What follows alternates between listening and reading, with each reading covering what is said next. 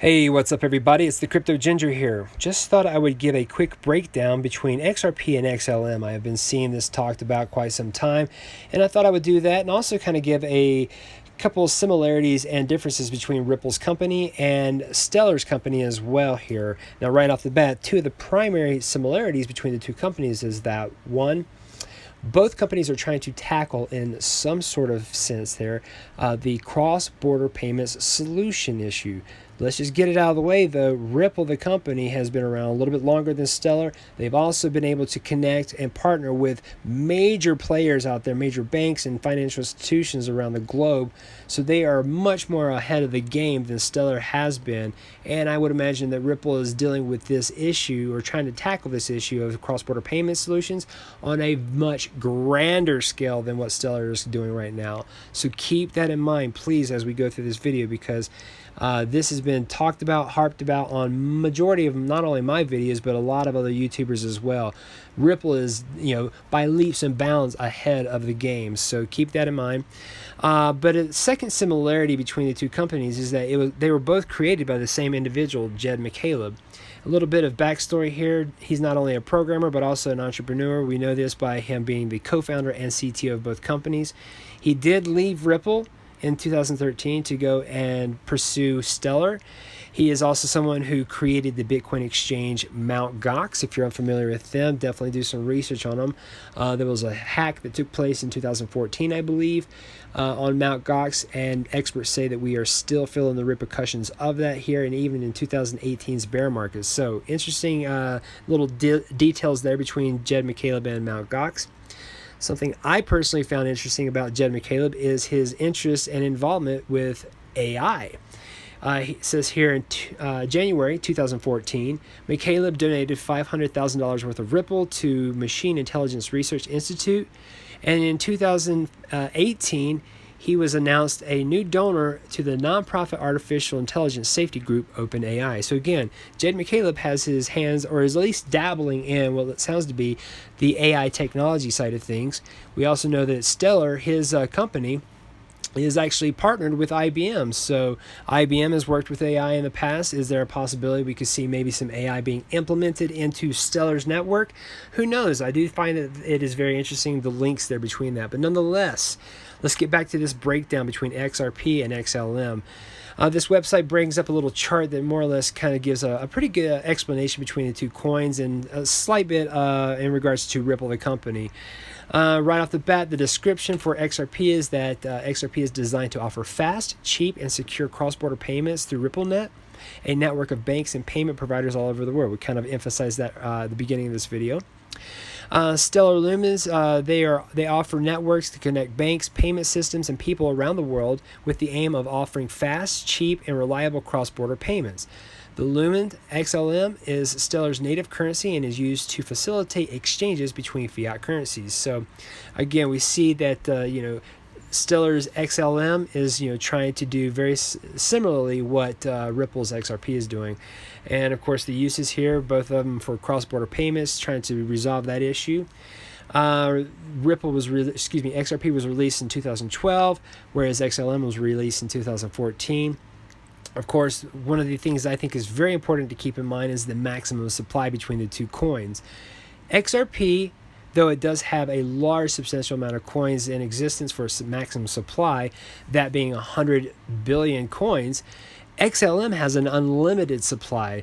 And if you compare that unlimited supply to that of things like the United States fiat dollar, where it is unlimited because it can be created out of thin air, you understand that that can cause inflation issues, which actually devalues the coin or the currency as well. So that could be something that impacts the XLM coin later on down the road. Who knows if that's something that Stellar is going to cap one day. We don't know exactly. It could have already happened. I just don't have reference of that. But nonetheless, that right there is something to definitely keep in mind. Also, as well, something that a lot of people don't have a firm understanding of, and I'm going to kind of give a very general explanation of this, but when There are fees accrued for the transactions of XRP. Those fees are actually burned in a process by Ripple, the company, which means that the maximum supply of XRP gradually gets smaller through the course of its existence. And that right there will also add to the value of XRP, because when you have currently a finite supply that will gradually get smaller and smaller and smaller because they are burning the fees off, then that means that the price point of XRP will gradually get higher and higher and higher, because again, you're minimizing the amount of supply that's there. So most certainly keep that in mind, guys. So moving along here, you can see that the team members between the two companies. Something else here, the partnerships. At least according to this particular diagram here, IBM is really the only listed partnership that Stellar Lumens has that's the most notable, whereas Ripple has made quite a bit of notable partnerships. Here it's emphasized the American Express with Xcurrent, Deloitte, Royal Bank of Canada, MoneyGram, National Australia Bank, Western Union, Westpac. We've also heard about PNC Bank, SBI Asia, Santander, Mercury FX. I mean, the list goes on and on. They have really reached out to a substantial amount of notable partners, and that will continuously spread out there because that is the aim for the company Ripple. So again, by leaps and bounds, Ripple is ahead of the game when it comes to them, being compared to Stellar Lumen. Now, also as well, we show that the consensus algorithm for XRP is off of proof of correctness, whereas Stellar's is off of Stellar consensus protocol, and neither are mineable. They've both been pre-mined. So again, that's your breakdown, a very simplistic breakdown between the two coins. And of course, we talked about really the primary attributes that Ripple has by comparison to that of Stellar Lumen and this coin. Something else here that we're going to use now for the next couple of articles is just more emphasis as to why Ripple, the company, really reigns supreme, and of course why XRP is more of the supreme-based cryptocurrency out there. They by far are the fastest when it comes to speed, the most scalable, and of course with the fees, they are the cheapest. I mean, you just really can't compare any of the other cryptocurrencies to XRP at this moment. And you have people like David Schwartz here, who are part of the organization that really is Ripple, and what David Schwartz is actually trying to do, alongside of what Brad Garlinghouse or Corey Larson, any of those notable names of Ripple, they're all just strong individual people that are trying to push forward the company Ripple and what they're trying to do on a global scale there. I'm bringing up this article when it talks about Ripple is considered one of the most scalable tokens in the cryptocurrency market here, and with recent reports revealing that Ripple has now surpassed even Visa's capabilities. The Visa network is capable of handling 24,000 transactions a second, whereas Ripple has tested the 50,000 transactions per second, and there's even been reports that with the Cobalt upgrade, it has taken the cryptocurrency's capability all the way up to 75,000 transactions per second. So, again, not only is David Schwartz working on the emphasis of the speed behind the XRP coin, but also the scalability more importantly.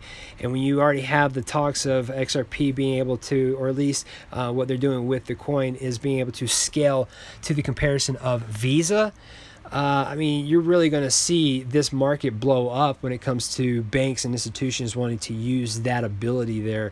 And of course, we've already talked about what Ripple could potentially offer that Swift, the major player out there, can't offer. I've talked about that in previous videos, so most certainly go back and watch that. That's just another addition as to why Ripple reigns supreme. So again, we have the works of people behind Ripple trying to incorporate large scalability now with the XRP coin. Just as well, we have Dilip Rayo. I'd mentioned him in a previous video where we heard that Ripple is expanding into Dubai, for example. Well, Philip Rayo posted on Twitter just recently that it's possible Ripple could expand to the Islamic areas of banks as well, with stating that Islamic banks can engage with Ripple to transform their own system and extend reach, e.g. remittance in real time at lower costs and on a 24/7 basis. Interesting enough, this was followed up by a gentleman named Ben Chambers who says, "I live in Saudi. The number of workers here from neighboring countries is staggering. They are here for one reason only, to send money back home. this is your market, sir. Best of luck.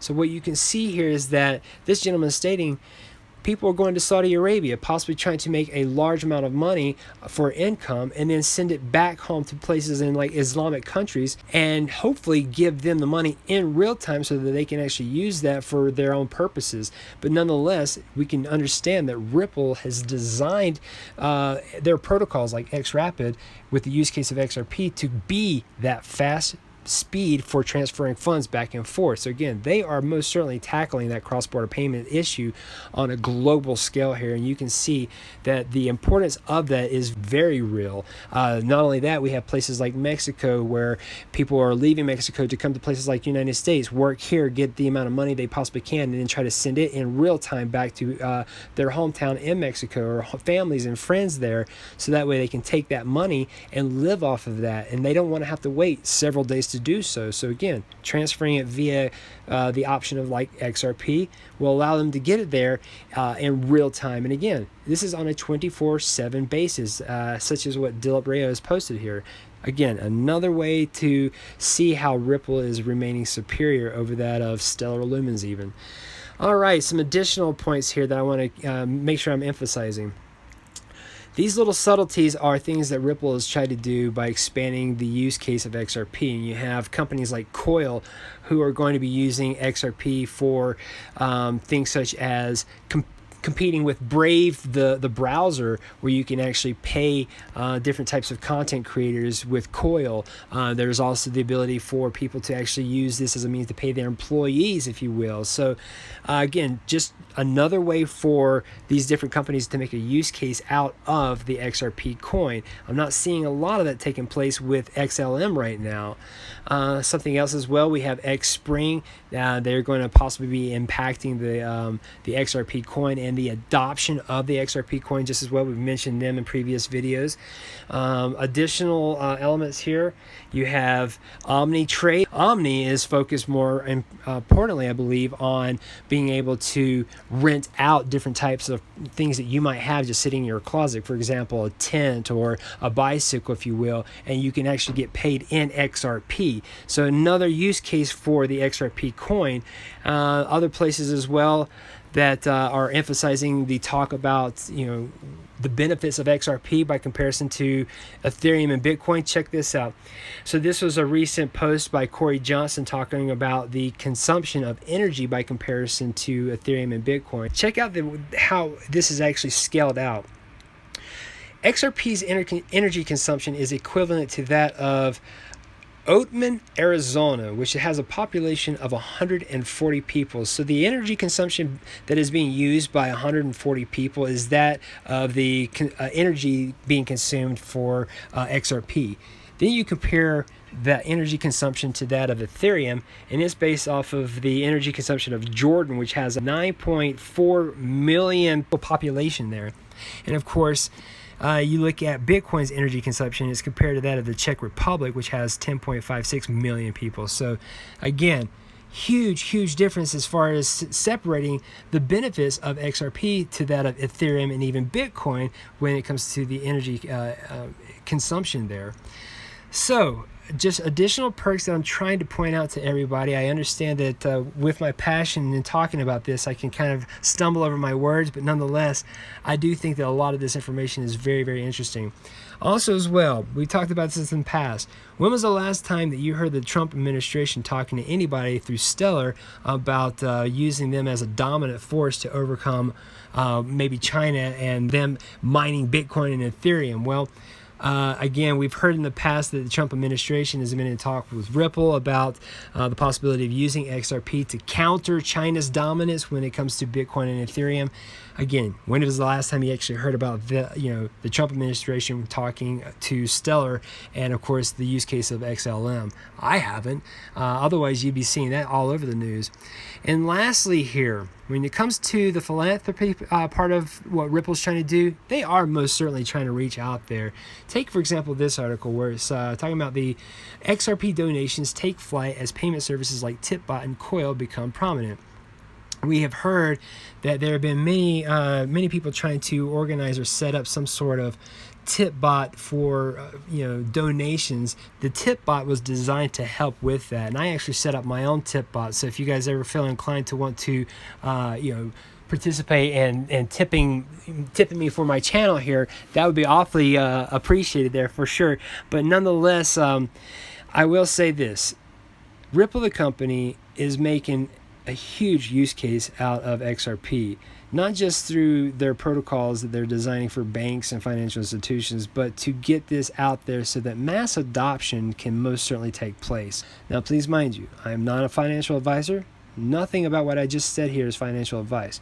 This is just simply to compare XRP to XLM and get anything out of the way when it comes to confusion between the two, and also as well to kind of compare the similarities and the differences between Ripple and Stellar, the company. So let me know what you guys think in the comment section. Again, I apologize for this being long-winded, but I wanted to give you guys all some sort of comparison level here. If you have gotten information that I've missed and you think is absolutely important for the sake of this comparison, please leave it in the comment section for sure. You guys are fantastic when it comes to this dialogue, and you guys keep this whole entire channel alive just as well. So thank you so much for that, and I hope you guys enjoy. Have a good day. And hey, if you enjoyed what you saw, please hit that like button. It definitely helps get this information out there to as many people as we possibly can. And also share this content out with everybody. And if you're new to this channel, please hit that subscribe button. This channel has been growing by leaps and bounds, and I could not have done it without you guys.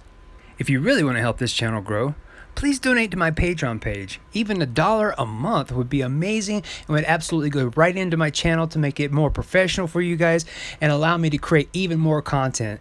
Thanks again for watching, guys, and have a wonderful day.